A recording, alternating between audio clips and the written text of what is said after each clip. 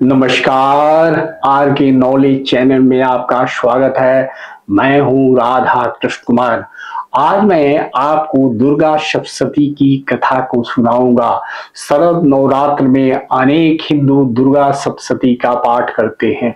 नवरात्रि माता भगवती की अर्चना और साधना का समय है।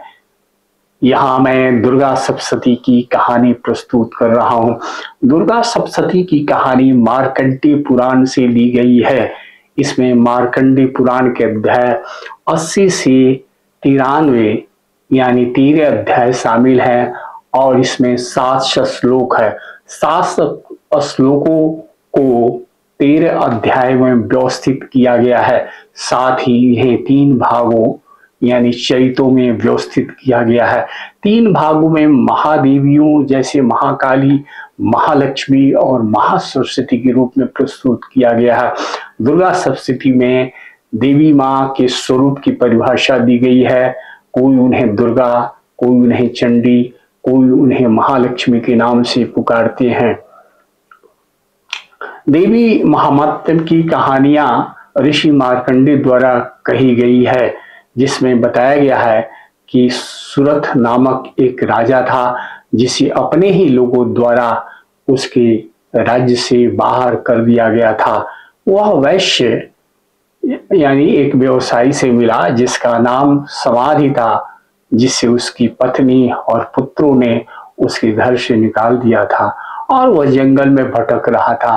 हालांकि उन दोनों लोगों को अपने ही लोगों द्वारा बाहर किया गया था, फिर भी वे दोनों अपने लोगों के कल्याण के बारे में चिंतित रहते थे, जो अप्राकृतिक और अस्वाभाविक प्रतीत होता था। इसलिए वे ऋषि सुमेधा के पास गए, जो जंगल में रहते थे।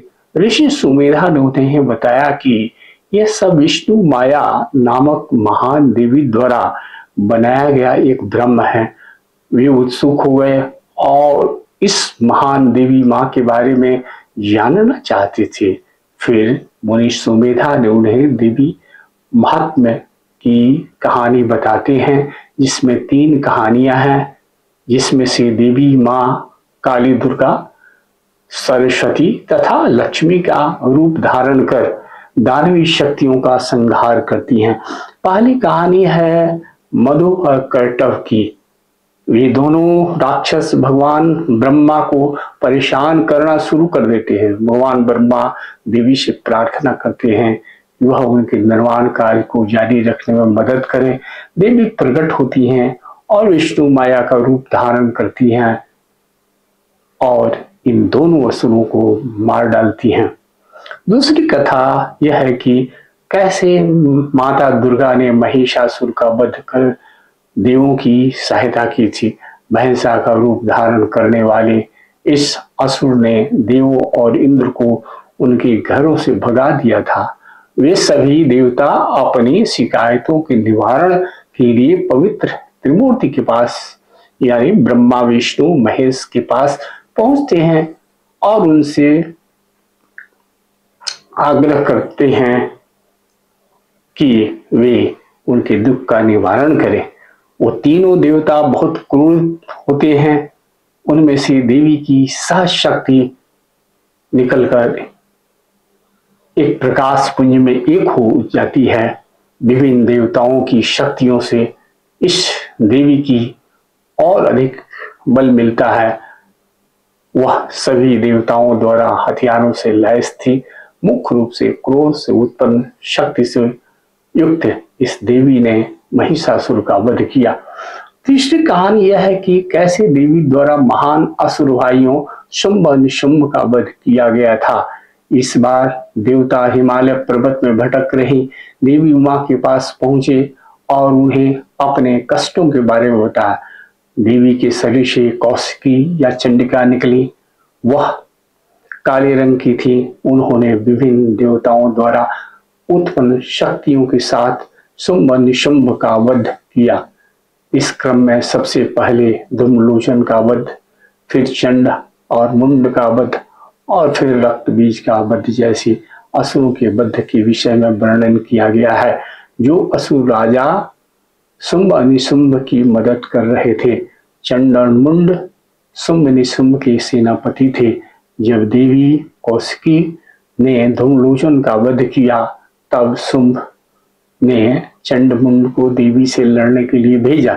देवी ने क्रोध में अपना रूप बदलकर काली का रूप धारण कर लिया और चंडमुंड का वध किया। इस घटना के बाद देवी कौशिकी को चामुंडा कहा गया। इस पूरी कथा का वर्णन दुर्गा सप्तशती के 6, 7, 8, 9 और 10वें अध्याय में किया गया है।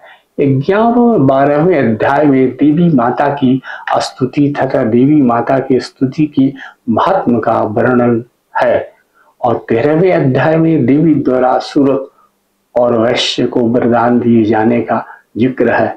ऋषि मार्कंडेय तब बताते हैं कि कैसे राजा सूरत और वैश्य समाधि ने देवी की तपस्या की और उन्हें जो वरदान मिलना चाहिए था और मिला।